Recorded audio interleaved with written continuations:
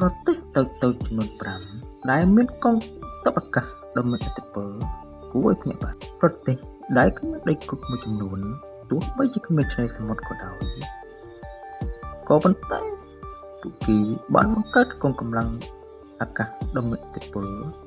ជាមួយនឹងយន្តហោះទំនើបនិងកងនាវាធំ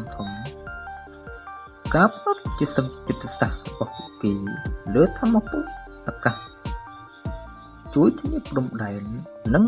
ឥទ្ធិពលក្នុងតំបន់ជាបន្តទៅនេះសូមលើកយកនៅប្រទេសទៅចំនួន5ដែលមានកងទ័ពអាកាសនិងខ្លាំងក្លាបំផុតនៅក្នុងពិភពលោកចង់ថាតើជាប្រទេសណាខ្លះតោះសម្រាប់ជាតាមដានទាំងអស់គ្នា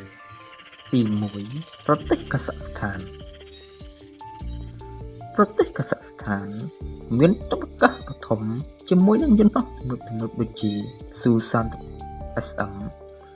និង MiG-29 ប្រទេសនេះមានយន្តហោះសរុបជាង300គ្រឿងដោយផ្ដោតលើការការពារដែនអាកាសដ៏រឹងមាំនិងសន្តិសុខនៅក្នុងតំបន់ក្នុងជំហានអាស៊ីកណ្ដាលដ៏ធំទី2ប្រទេសអេត្យូពីប្រទេសអេត្យូពីបានកសាងកម្លាំងទ័ពអាកាសរបស់ខ្លួនឡើងវិញបន្ទាប់ពីក្លាយជាប្រទេសគ្មានដីគោកក្នុងឆ្នាំ1993ឥឡូវនេះវាមានយន្តហោះចម្បាំងចំនួន150គ្រឿងរួមទាំងយន្តហោះចម្បាំង Su-27 និង MiG-23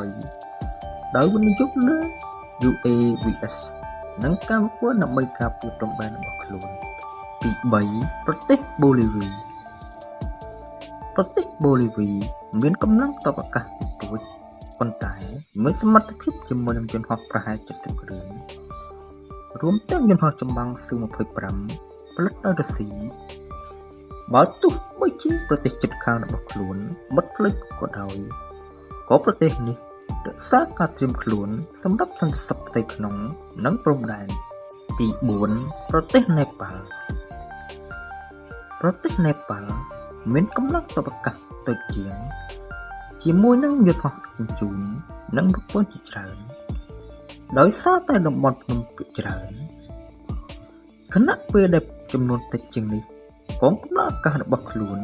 ដើរតួនាទីយ៉ាងសំខាន់ក្នុងការឆ្លើយតបនឹងគ្រោះមហន្តរាយនិងការល្បាតទី5ប្រទេសឆាត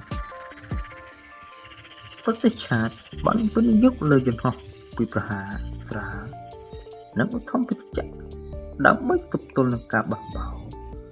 និងធានាបាននូវព្រំដែនវាលខ្សាច់ដ៏ធំល្វឹងល្វើយកងនាវាអាកាសរបស់ខ្លួនរួមមានឧទ្ធម្ភាគចក្រពីប្រហារ Mi-24 និងយន្តហោះដឹកជញ្ជូនតូចៗដែលបង្ហាញពីតម្លៃមិនអាចកាត់ថ្លៃបាននៅក្នុងបរិយាកាសដ៏អាក្រក់ផងដែរ